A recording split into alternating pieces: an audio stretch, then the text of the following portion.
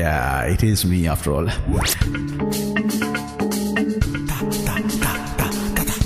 নমস্কার, আমি বিক্রম ঘোষ। আপনারা শুনছেন community radio JU 90.8 megahertz. What a phenomenal concept! দুর্দান্ত একটা জিনিস যাদবপুর ইউনিভার্সিটি ইন্ট্রোডিউস করেছে ইস্টার্ন ইন্ডিয়াতে। I am so proud of it. আমি নিজে এই ইউনিভার্সিটির ছাত্র ছিলাম এবং এখানে একটা কানেকশন বোধ করি। আই এম ভেরি প্রাউড যে যাদবপুর ইউনিভার্সিটিতে এই কমিউনিটি রেডিও শুরু হলো এবং দারুণ চলছে। এবং আমি প্রোগ্রামস মাঝে মাঝে যা শুনি বা অন্যরা যা বলে, দারুণ হচ্ছে programs, fantastic, it's the best. আমি কম্পোজ করেছি এই রেডিও স্টেশনের signature tune. I hope your liking ইট। কিছু দুর্দান্ত জিনিস এই কমিউনিটি রেডিও করছে, যেটা আমার মনে হয় বাহবা আমাদের দেওয়া উচিত সকলেরই। ইয়াং ট্যালেন্ট প্রমোট করা, অনেক নতুন নতুন আর্টিস্ট যারা স্বপ্ন নিয়ে আসছে তাদেরকে প্রমোট করছে, তাদের মিউজিক প্লে করছে, which I think is the first step towards serving the community. শুনতে থাকুন আপনারা, চলতে থাকুক, চলুক যাদবপুর কমিউনিটি রেডিও 90.8। আমি বিক্রম ঘোষ, আশা করছি আপনাদের ভালো লাগছে। Thank you so much for listening. Do keep tuned in. আপনারা শুনছেন community radio JU at 90.8 megahertz. Community radio JU 90.8 megahertz. নমস্কার, শুনছেন কমিউনিটি রেডিও জেইউ 90.8 মেগাহার্টজ। আপনাদের সঙ্গে মুখোমুখি অনুষ্ঠান নিয়ে রয়েছি আমি সত্যজিৎ। আর মুখোমুখি অনুষ্ঠানে আপনাদেরকে এমন কোনো ব্যক্তিত্বের মুখোমুখি প্রতিদিনই আমরা করানোর চেষ্টা করি, যার সঙ্গে আলাপ করার জন্য আপনারা অধীর আগ্রহে থাকেন, পাশাপাশি আমি তো থাকি। কিন্তু কিছু কিছু দিন এরকম হয় যেদিন আমার মনে হয় যে তার কথা তো শুনবই, বিশেষ করে তিনি যে কাজটা করে সেটা আরও বেশি করে শুনতে ইচ্ছে করে। আর আজকে এমনই একজন মানুষ আমাদের মুখোমুখি রয়েছে সৌম্যজ্যোতি ঘোষ। এই সময়কার একজন প্রথম সারির বাঁশিওয়ালা, আমি রবীন্দ্রনাথের ভাষায় বলবো যে এরকম একজন মানুষকে আমাদের সঙ্গে পেয়েছি। সৌম্যদা, তোমাকে অনেক স্বাগত জানাই আমাদের রেডিও স্টেশনে। আর আমি বোধহয় জীবনে কোনো দিন এত কাছ থেকে এত বাঁশি একসঙ্গে দেখিনি। আর এরকম একটা মানুষ আমার সামনে বসে আছে, আজকে তোমার থেকে অনেক কিছু শুনবো, শোনার ইচ্ছে রয়েছে। একটু বলো যে এই বাঁশি বাজানোর মানে বাজানোটা শুরু করলে ঠিক কবে থেকে? বাঁশি বাজানো তো আমার প্রথমে প্ল্যান ছিল না, মানে যে বাঁশি বাজাবো, বা যেটা সবার থাকে যে বাঁশি শুনেই একটা তাদের অনুভূতি হয় যে আমি বাঁশি বাজাবো গাছের উপরে বৃন্দাবনে গিয়ে, এরকম একটা সবার একটা ইয়ে কৃষ্ণ কৃষ্ণ ব্যাপার। হ্যাঁ, তা আমার সেটা ছিল। আমি ছোটবেলা থেকে পিয়ানো বাজাতাম, মানে ওটাই আমার খুব শখ ছিল, এখনো সেটা শখ, পিয়ানো কিবোর্ড বাজাবো। তারপরে একবার যখন আমি ক্লাস 8-এ পড়ি, তখন আমি কিবোর্ড পুরোদস্তুর বাজাই প্রফেশনালি। তা তখন আমার মনে আছে পয়লা বৈশাখের সময়, তা আমরা তখন ওই জগদ্ধাত্রী পুজো চলছিল, তো আমরা কালী মন্দিরে গেছিলাম, আমরা সবাই, আমার মা বাড়ি থেকে সবাই বা আমার সবাই। তা সেখানে আমার ভাইরা বোনেরা, ওরা অনেক ছোট, ক্লাস 4-3 এরকম কিছুতে পড়ে, তো ওরা বেলুন কিনছে, তারপর টরে টক্কা এরকম সাউন্ড ওরা কিনছে। তা আমি এতটাও ছোট না যে ওটা কিনবো, কিন্তু কিছুটা কিনতে হবে, আমারও বরাদ্দ 1 টাকা। তখন আমি দেখলাম একটা বাঁশি আলা এখন দাঁড়িয়ে আছে সেই মন্দিরের সামনে, তখন আমি 1 টাকা দিয়ে একটা বাঁশি কিনেছিলাম, জাস্ট কেমন কিনবো বলে। তারপরে আমাদের পাড়ায় আমার একজন মাস্টারমশাই আসলেন, যার কাছে আমি আমার শেখা শুরু সবকিছুই ওনার কাছে আমার। তখন কত বড় তুমি? তখন আমি ক্লাস 9-এ পড়ি। আচ্ছা। তখন উনি আমাদের পাড়ায় আসলেন, পণ্ডিত সুদীপ চট্টোপাধ্যায়। তো উনি আমাদের পাড়ায় আসলেন বাঁশি বাজাতে। তখন আমি ওনাকে বললাম যে উনি আমাকে চিনতেন অ্যাজ এ কিবোর্ডিস্ট। তা আমি ওকে বললাম, আমি একটা বাঁশি নিয়ে এসেছি, আর বাঁশি, তা আমাকে একটু সারেগামাটা একটু দেখিয়ে দাও না, আমি একটু বাজাতে পারি। ও যে তুমি চলে এসো পরের দিন। তো উনি বাঁশিটাকে একটু কাটলেন একটা করাত দিয়ে, মানে পেছন দিকে একটু সুরে করলেন, তারপরে আমাকে সারেগামা পাদানিসা দেখিয়ে দিলেন। তারপর আমি ওটা দিয়ে সব গান টানগুলো বাজাচ্ছি। তখন ওনার একটু স্ট্রাইক হলো, আমি জানি না কী হলো। তো উনি আমার বাড়িতে এসে বললেন যে আমাকে দিন, আপনার ছেলেকে, তো ওকে বাঁশি দিয়ে বড় করুন, কিবোর্ড বাজিয়ে ওর কিছু হবে না, মানে এমনি সব ঠিক আছে, কিন্তু ওর এটা দিয়ে অনেক কিছু ফিউচার হতে পারে, আপনি ওকে দিন। তখন শেখা শুরু, তখন ভালোবাসা আস্তে আস্তে আস্তে আস্তে করে এখন আমার বাঁশি আমার জীবনের সব। কিন্তু তখন কিন্তু সেই ভালোবাসাটা ছিল না, হয়ে গেছিল। আচ্ছা, তারপর কি করে তুমি এটা প্রফেশন হিসেবে নিলে আমরা শুনবো, কিন্তু এখন একটু কিছু শুনবেও? হ্যাঁ, অবশ্যই, ঠিক আছে।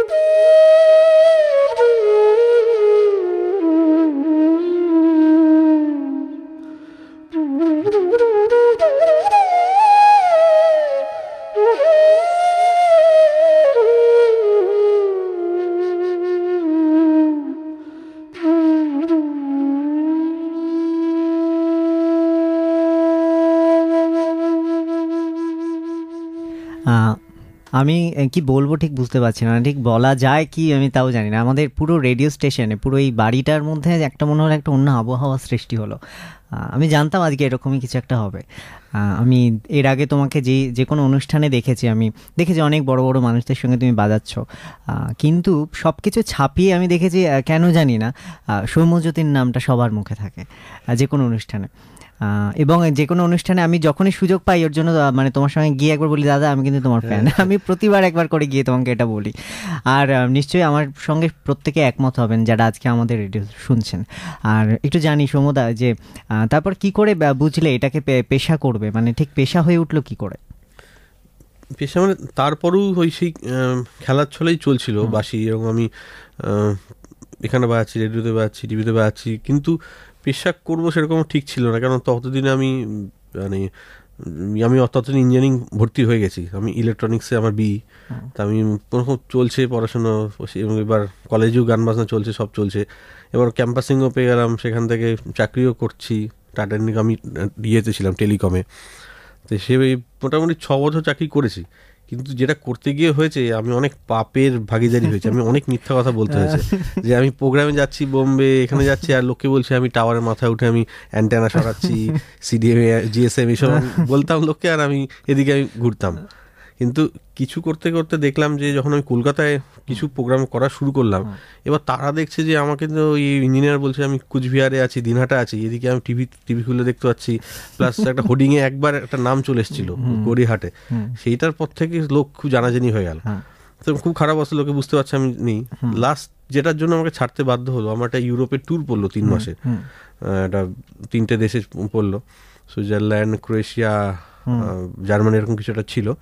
তখন আমাকে আমার যে বস সে জানতো, সে বললো তুমি তো যখন যাচ্ছই যখন 3 মাসের জন্য, তুমি এসে আসবে, তোমাকে আলটিমেট অফিস থেকে স্যাক করে দেবে, সেটার থেকে ভালো যে তুমি ছেড়ে দাও। যদি দরকার হয় আমি চাই তুমি গান বাজনাতেই করো, যদি কোনো সময় ওইখানে তোমার না জমে তুমি আবার এসো, আমি তোমাকে ওই পোস্টেই নেবো, তুমি তো ভালোই। তা ঠাকুর করে না, আর ফিরতে হয়নি। ভাগ্যিস আর ফেরোনি। আর তোমাকে আর একটা কথা বলি, তুমি ইঞ্জিনিয়ারিং কলেজে পড়েছো, কলেজে বাজাতে তো বাঁশি প্রচন্ড। আচ্ছা, তখন কি মানে ঠিক কৃষ্ণর মতোই ব্যাপার ছিল? আর মানে যে বলে না যে কৃষ্ণ বাঁশি শুনলে রাধা মানতেন না কোনোই বাধা, এরকম ছুটে তার মানে প্রচুর রাধারা আসতো তোমার বাঁশি শুনে? সে তো হিস্ট্রি আছে। তার কারণ হয়েছে আমাদের যে কলেজটা ছিল, আমি এসআইডি থেকে পাস করেছি, শিলিগুড়ি ইনস্টিটিউট অফ টেকনোলজি। তা আমাদের কলেজটা ছিল একদম শুকনা, যে দার্জিলিং যে পাহাড় তার পাশেই ছিল আমাদের কলেজ, এবং সেখানটা পুরোটাই শালবন, শাল বিথিকার মধ্যে আমাদের কলেজ, এবং ঢুকতেই চা বাগান, সবুজ চা বাগান। এবং আমাদের সিনটা হতো, ধরো আমরা ক্লাস করছি, পাশ দিয়ে নীল রঙের টয় ট্রেনটা চলে যেত, ধোঁয়ার ছাড়তে ছাড়তে, কালো মেঘ, উপর দিয়ে সাদা বক, উঠতে পাহাড়ে উঠে যেত। এবং সেখানে কে ক্লাস করবে, সেখানে কাউকে যদি কোয়ান্টাম মেকানিক্স পড়ানো হয় সেটা খুব ভুল হয়। সবাই আমরা সেই জানলা দিয়ে পাহাড় দেখতাম, এই বাঁশি বাজাতাম, এই করতাম, আর লাস্টে গিয়ে সেমিস্টারের আগে তাড়াতাড়ি পড়াশোনা করে পাস করতাম, এটাই হতো। দারুণ একটা ব্যাপার। আর আজকের সত্যি আড্ডা খুব আমার নিজেরও খুব ভালো লাগছে আজকের আড্ডা দিতে। আর এখন সময় একটা বিরতির, ফিরে আসছে এক্ষুনি, সঙ্গে থাকুন।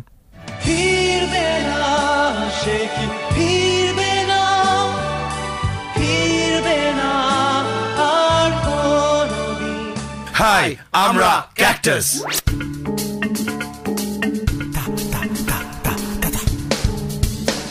আপনারা শুনছেন 90.8 মেগাহার্টজে কমিউনিটি রেডিও জেইউ।